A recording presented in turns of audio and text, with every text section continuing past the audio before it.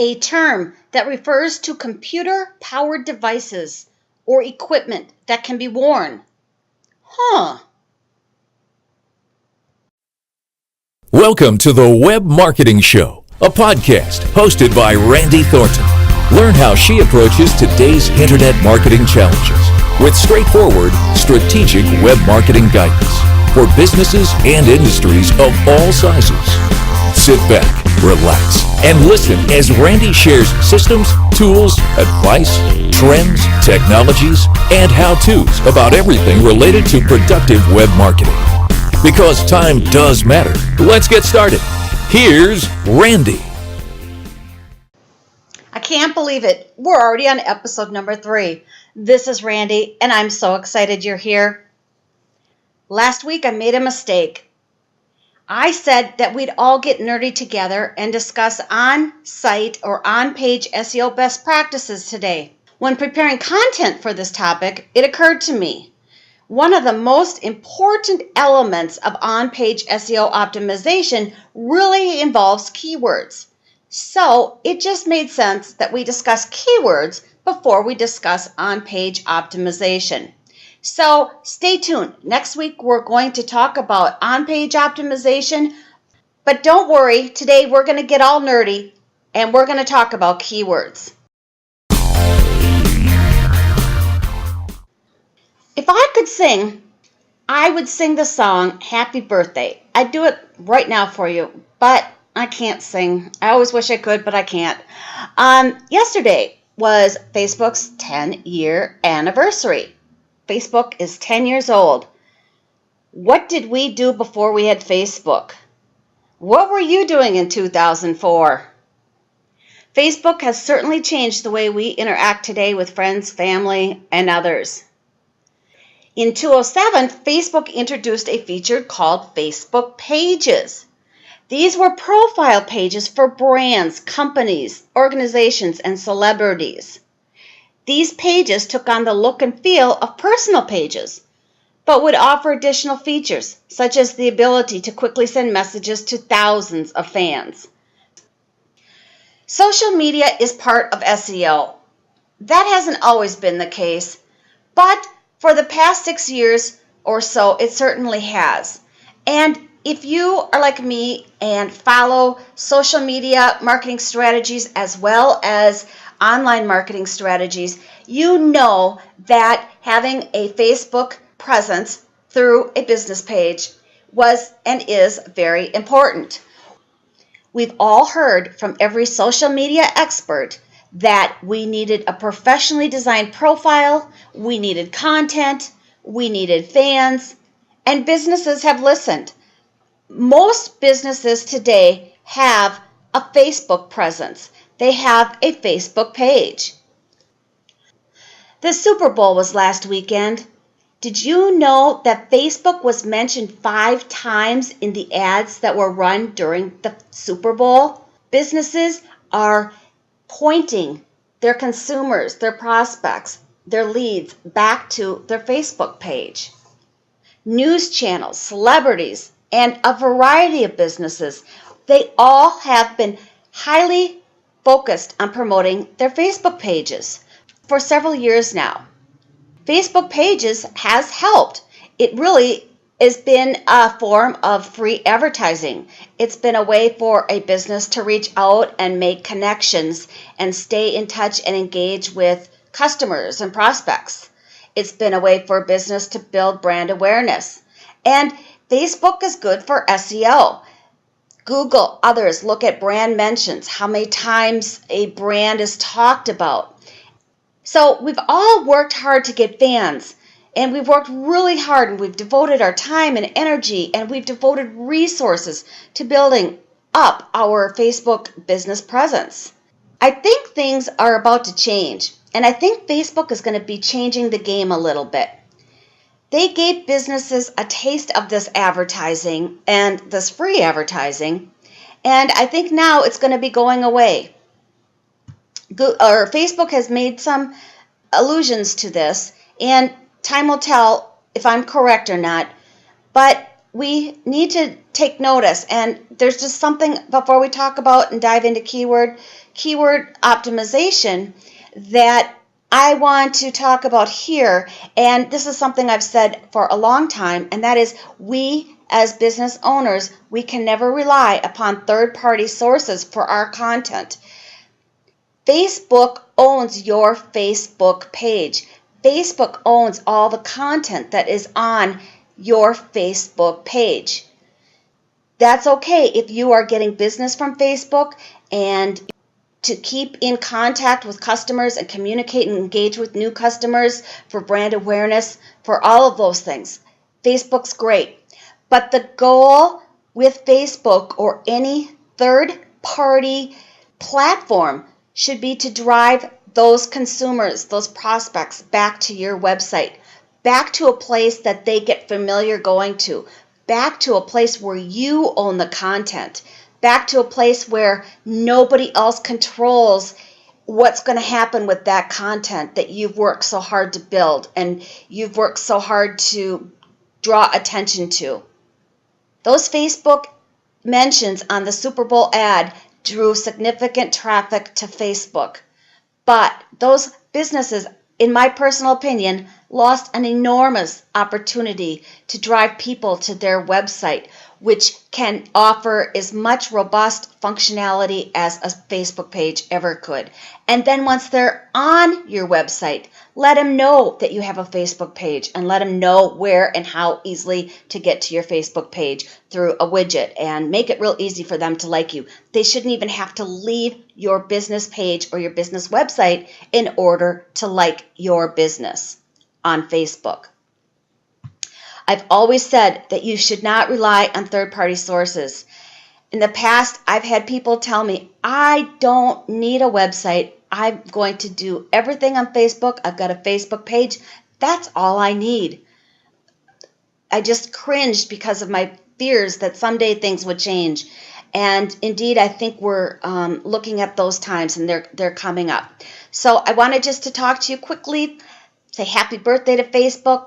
Facebook's certainly been a big component to business SEO optimization, and we'll have to keep a close eye on this, and I'll let you know how these changes do affect businesses in the upcoming months and future here. Because each day that goes by without implementing the best keyword strategies puts you one day further away from achieving your online business objectives, let's get started with today's podcast. Keyword optimization. What are keywords? Well, you probably know keywords are the words, the text, the phrases that are entered into a search engine search field. Keywords are topics, they're subjects, such as shirts, football, restaurants, real estate, etc. It's the terms or the wording that is put into a search box to look for something. Businesses use their websites and they use keywords to communicate what their content is about to Google. People use keywords on search engines. We're all familiar with putting a keyword phrase into Google. We probably do it numerous times throughout the day. So very similar would be Yahoo and Bing. But do you realize that when you're on YouTube, there's also a search field, and when you conduct a search there, you're actually entering keywords into that box? Did you know that when you are on Facebook, there is a search field on the top of Facebook, and you can search for people, you can search for organizations, and that too is a place where keywords are entered. Most websites have a search box. The words that people use and enter into that search box are keywords. So while keywords are often referenced back to searching online and searching on Google for specific information, keywords are used in many places other than just what first comes to mind. Keywords come in all different shapes. Keywords can be affected by if the word is using a plural or not, such as men's shirts or men's shirt. If you type in men's shirts, plural, or men's shirt, non-plural, you're going to get different results from Google. Sometimes words are misspelled. How a word is misspelled can impact the results that are displayed. And there's optimization tactics that can be implemented so that if you have a word or your business is known for a word that is often misspelled, those are things to think about when thinking about your keyword optimization strategies. Keywords also can be put into two categories: short tail keywords and long tail keywords. Short tail keywords might be the word shirts, or it might be the word men's shirts, or it might be the word men's sports shirts. Short tail keywords are phrases that are either one word in length, maybe up to 2 to 3 words in length. Long tail keywords are more defined and the searcher's intent is more specific, such as men's football sports shirts, or even more long tail would be men's Viking football sports shirt. Or if you were looking for an XXL size, you might type in men's Viking football sports shirt XXL. That would be a long tail keyword phrase that you could or anybody could enter into Google. Long tail is going to usually have 3 or more words attached to the phrase. Short tail is going to be a very general term and usually not consist of more than 3 words. Now, when we talk about keywords, we also have to talk about what I refer to as money keywords. There are keywords that we'd all like to rank for, but there's a difference between ranking for a keyword and what I consider ranking for a money keyword. Money keywords are the terms that people type in to Google, and once they land on your website after typing that keyword phrase into Google, they stay on your website. Your website provides them with the information they're looking for. They conduct a transaction with you. They might purchase something. They might download a PDF. They might watch a video, but they've done something. They haven't just come and left. In other words, the phrase that they typed into Google, and then if Google displayed your website, they click through to your website and they stayed on your website and they took an action. That's, to me, a money keyword. So keywords are important. I think money keywords are even more important. Other keywords include your brand. Your brand, if somebody types in any form of your brand, if they type it into Google and maybe they're looking for information about your company, maybe they're looking about information regarding an employee at your company, maybe they just need to get your office hours or want a phone number or an address. Those are referred to as brand keywords. When you look at an overall keyword optimization strategy, it's really important to identify the branded keyword terms that are used to drive people to your website and the non-branded keyword phrases that are used to drive people to your website. I think both are very important, but it's really good to have a balance of both. You want to know that people are looking for you. You want to know that you're front and center. So having some branded type keyword phrases that drive people to your website is great. On the other hand, if you don't have any non-branded keyword phrases, such as men's football shirts, that means your website is not getting found by customers that are looking for your services and or products, customers that are unaware of you, customers that don't know about you, don't know about your brand name, haven't heard of you. These would be new eyeballs that you're trying to get on your website.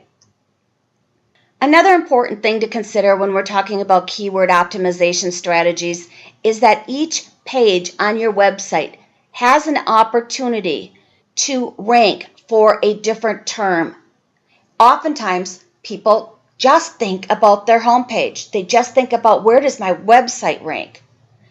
If you have 200 pages on your website, you really should be asking yourself, what position and what keyword phrases do each one of these 200 pages have on my website? What keywords do they rank for, and in what position do they rank? Each web page has a unique opportunity to rank for a similar word, a different word than your homepage is ranking.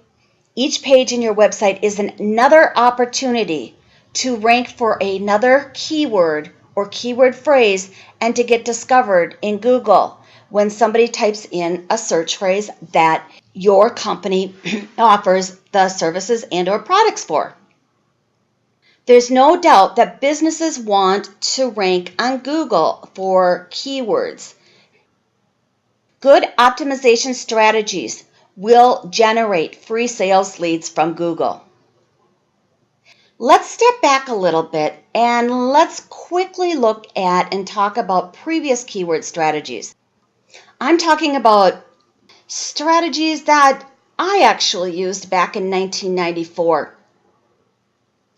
Back then, we did what was called today keyword stuffing, although back then we didn't refer to it as keyword stuffing. We referred to it as search engine optimization. That is, content was primarily written for search engines and not for real people. We had pages that people would be interested in gathering the information, but we certainly had pages that were just stuffed with these keywords that really didn't make a lot of sense. Short tail keyword optimization worked. For instance, it would have been easier back in 1994 to rank for men's shirts or men's sports shirts. Today, those terms would be probably very difficult to rank for, but I'm not going to say that they would ever be impossible to rank for. They always could be obtained over time and with consistent SEO optimization. But it would take time and it would take a lot of dedication. In the past, a lot of weight has been placed on keywords and keyword rankings for SEO purposes. Now let's flash to today's real world and talk about keyword optimization strategies and how things are different today. Today, content must make sense. It must be written for the visitors. It must be written naturally. Stuffing keyword phrases into a page or into the content is going to actually get yourself or your website perhaps penalized from Google. So we must write natural, useful content while we consider our keywords. We certainly do not want to be caught doing any spammy tactics such as keyword stuffing and excessive keyword density. We want to write good content for our visitors. Keyword rankings are not 100% of the SEO equation today. Yes, keyword rankings are still one way to monitor and track SEO optimization in general, but there are other things that should be looked at today, such as website design and website conversions. Those should be part of the SEO equation as well. Also today, long tail keywords work better. When I say better, I mean that you have a better chance of ranking for long tail keywords. So instead of men's shirts, ranking for a phrase like men's Viking football sports shirt XXL is going to be easier. All right, now that we've talked about what keywords are, we also took a look at past keyword strategies that were used back in the mid-1990s, and the differences, and some of the differences between then and today. The next thing we need to talk about is keyword research. And the first thing we have to start with is building a keyword list. We have to think about terms and phrases that will be used by searchers that will be good fit for our business. Somebody that's looking for our services and or our products. What are they searching for? We need to identify those phrases. And then we have to take that one step further once we understand that and incorporate some other good keyword optimization strategies, which we'll be talking about here in just a minute. But first, how do we begin building this list? The first and easiest way would be to talk to your clients, talk to your customers. What do they ask you for when they walk into your store or when they do talk to you? What are people asking for? The next keyword list building tool is actually from Google. In fact, I've got a few here from Google. Google's got a tool called the Google Keyword Planner tool. And this tool is free. It's far from perfect, but it is a great place to start when looking for keyword ideas and building that keyword list. I've got a link to this tool as well as all other tools that I'll be mentioning in this podcast at webmarketingshow.com/3. 3 for it being the third episode. So don't worry about taking notes. All the links and everything will be at webmarketingshow.com/3. All right, on to our list building, our keyword list building tools. Google Analytics. Go into your Google Analytics account, and on the left-hand side, you'll see a section titled Acquisition. Click on that. After that, you'll see a section titled Keywords. This is where you're going to find the current keywords that people are typing in to get to your website. So when building your list, it's important to take a look at what are the phrases that people are already typing in to find my website. By understanding current behavior, we can expand upon those keyword phrases and add to them. Google Webmaster Tools. Once again, this link will be in the show notes, is another tool.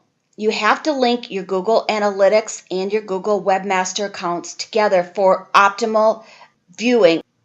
Once you log into your Google Webmaster Tools account, go to the left-hand side and look for search traffic. Click on that link and then look for search queries. Google is going to list out all of the search queries and the search phrases that were used in Google in which your website appeared. So even if, let's say, you sold men's t-shirts and somebody typed in men's football t-shirt, Google's going to let you know your website ranked for that even if it was on page 3. So in the Webmaster Tools section, Google will actually tell you the position that you rank in. This tool is great as well as Google Analytics to identify those keyword phrases and terms that people are already using to get to your website. Another great tool is called Google Trends. This tool tells you, you're able to put in a keyword phrase or a search term, and Google's going to tell you how that term has been trending over time. If you want to know if a search term is gaining momentum or if it's something that people haven't typed in as regularly as once upon a time, this is all valuable information to determining what should be on your keyword optimization building list. Go to Twitter. Did you ever think about using Twitter to look for keywords and to build your keyword list? What are people talking about on Twitter that's related to your business? Twitter may be another great tool to do keyword research and to build that list and to think outside of the box. Another suggestion, go to Google, start typing in your keyword phrase. Type in the first word and stop. See what happens. Google's going to give you suggestions. So if you were to start typing in the word men's and you typed in S for shirts, Google will probably show you shirts, or Google will show you shirt or any other search terms that would be similar. So you can use Google suggestion by just simply starting to type in and watching what Google displays below your searches as ideas and suggestions based on the text that you type in. Another neat little trick is when you have identified a keyword, type it into Google, scroll all the way down to the bottom of the page. Most of the time, Google will have related search terms.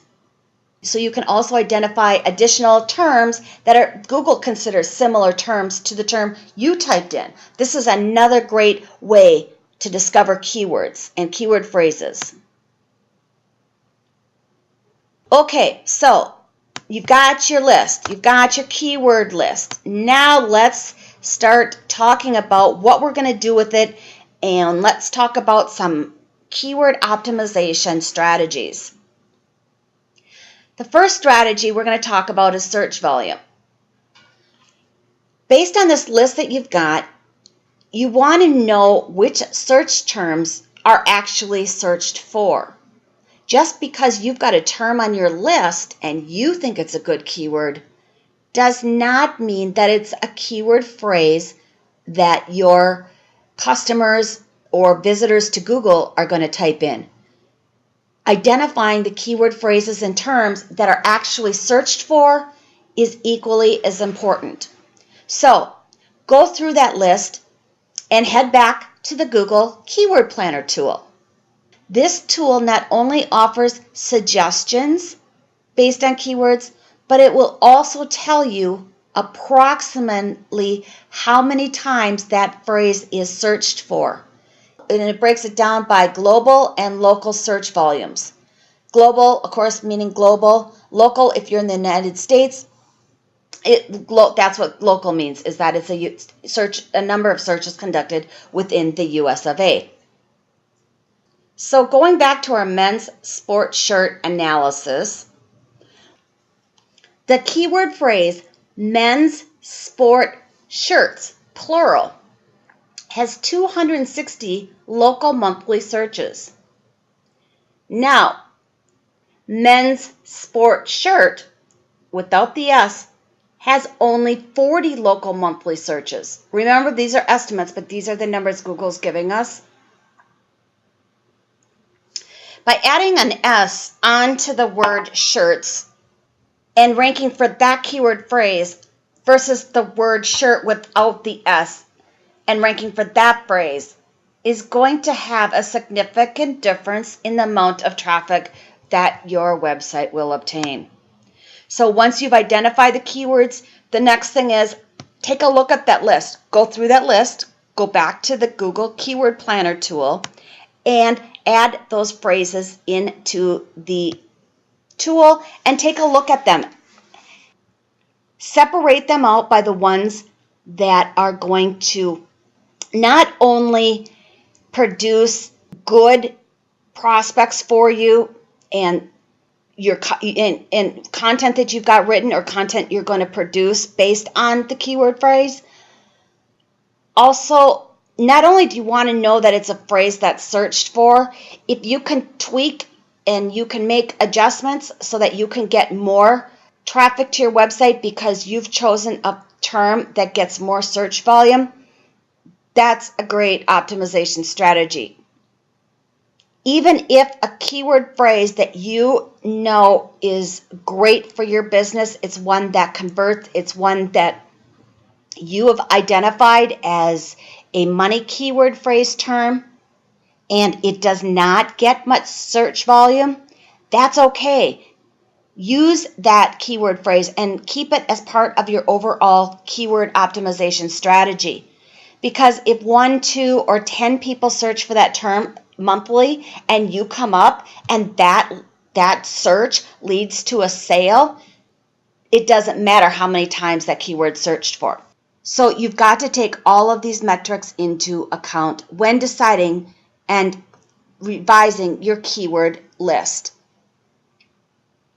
The next thing you want to take a look at, now that you've got your keyword list, you've identified which terms get the most volume and are actually searched for, you want to take a look at how competitive the keyword phrase is Obviously, the more competitive a keyword phrase is, the more difficult it is going to be to rank for that term.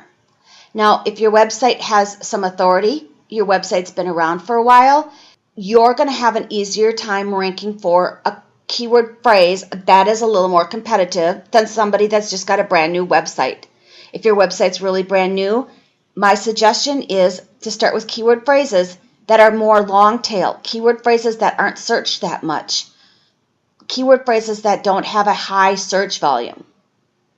The reason behind this is it's not going to be as competitive of a keyword phrase. Therefore, you're going to have a better chance of optimizing for that keyword phrase. You've got to consider volume. You've also got to consider how competitive a keyword phrase is. Once again, the Google Keyword Planner tool, and this is a free tool, will tell you how competitive a keyword phrase is in general. It's like weak, medium, or strong. And it won't give you like exact competitors, but it'll give you just kind of a really broad overall view of how competitive a keyword phrase is. All right, next we're going to talk about keyword rankings. But before we do, I want to just talk about sponsorship for this podcast. I want to get as much optimization information out to you so you can take and analyze your website and make sure that it is fully optimized using SEO best practices so that you have the ultimate outcomes and achieve the goals that you're wanting to achieve. I was struggling with a sponsorship because it's not my intent to bring in a sponsor and have a commercial run through the podcast, which I know some people do to monetize their podcasts, and that's their formula, and that works great for them. But that's not what I wanted to do. As a business owner, the optimization tactics and strategies that I discuss here are actually strategies that I utilize every day when optimizing and building websites for my clients.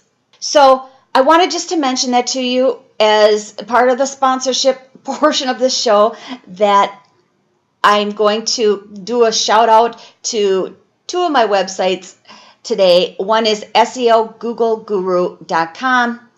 There you'll find resources, tools, and reports that you can utilize in your SEO optimization journey and measuring your success online. Also, WPWBB, which stands for WordPress Website Builder Bundle.com. This is a website that offers websites. It's a place for businesses to build websites. So I just wanted to mention those two websites, and let's go on to the rest of the show. Next, let's talk about keyword rankings. You've got your keyword list. You've now looked at search volume. You've also looked at how competitive it is. Now it's time to start measuring. It's time to analyze your keyword optimization efforts. And the best way to do this is to go to Google Webmaster Tools, which, once again, link in the show note, and it's a free tool. And you should connect your Google Webmaster Tools account up with your Google Analytics account. And once again, I will have all this information, I think, coming up in about 2 episodes. If you go to webmarketingshow.com/upcoming-podcast, there'll be a calendar there. And I'm going to do my best to let you know what topics are coming up, so that if there's a topic that you're really interested in, you can look to see if it's coming up. And if there's a topic that you're really interested in that's not listed on the upcoming calendar, then please go to the contact tab on webmarketingshow.com. Let me know what topic you want discussed, because I want to make sure that I'm hitting all the topics that are important to anybody out there listening. Okay, so now we've got to analyze and we've got to monitor our keywords. And the best way to do that is going back to the Google Webmaster Tools, as I just mentioned. And here you're going to be able to identify the keyword queries that were used to get to your site. You're going to be able to see how many times your website was listed for a particular keyword phrase. In other words, how many times did Google display your website when somebody searched in a phrase? How many times people typed in that keyword phrase and actually clicked through to your website? And the average position that your website ranked for that particular keyword phrase or term. Another really great thing about this tool is you can set up a second metric, and you can break it down by page. So if there's a keyword phrase, you can understand which page on your website Google's sending that traffic to. Does that make sense? So you can identify not only the keywords, the keyword ranking, you can also identify which page on your website ranks for that phrase. You might find that you've got a couple of pages that rank for the same phrase. It'll be interesting to understand which phrases and keywords are driving traffic currently to your website, and then track and monitor that over time. As you implement different SEO strategies, it's going to be important that you track these and understand if the tactic or strategy that you implemented had a positive or negative effect on your rankings. Understand the trending of those keyword phrases as they relate to the rankings on your website. So, in review, we discussed what keywords were. We took a quick look at keyword optimization history. Things have certainly changed since I started in this industry, and they will continue to change. That's what's so fun about this industry, is that nothing stays the same. Nothing's ever dull. We talked about keyword research, how you can start building your list, how to find out what keywords are currently driving traffic to your website. We talked about search volume and how different keywords will have different search volume. You want to make sure that the keywords you're targeting not only are very applicable to your website, but also are keyword phrases that people are actually searching for. You want to make sure that you're not getting in over your head and trying to optimize for a term that is too competitive based on your website's history and its authoritative ranking within Google. And we also talked about keyword rankings. You got to know where you are today, and you've got to track and monitor your efforts and where you are tomorrow. Keyword rankings should be something that you monitor on a monthly basis, something that you look at on a monthly basis, and it should be part of your monthly SEO reporting. Keywords are a big SEO fundamental influencing factor. Implement good keyword optimization strategies whenever you put any content online. Keywords drive business leads to websites. Your job is to convert these leads into sales. Well, we've just scratched the surface about keyword optimization strategies, but there's just no doubt keyword optimization is extremely important. And it's important to know the rules change. Annually, I go back and take a look at the keyword list that we've built for my clients, and modifications are often made because of trends and different things that are happening. Your keyword optimization strategy is not just a one-time thing, but it's definitely something that should be done on an annual basis. Before we wrap up, I want to ask you these questions. Have you done keyword research for your website? Not only for your website, but have you done keyword research and aligned specific keywords for each page on your website?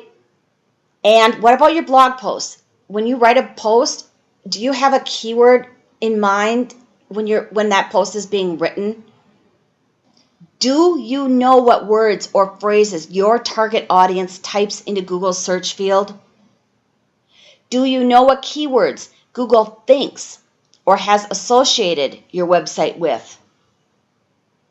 Have you appropriately associated each one of your web pages, blog posts, videos, images, and any other online content with your keywords and your keyword optimization strategy?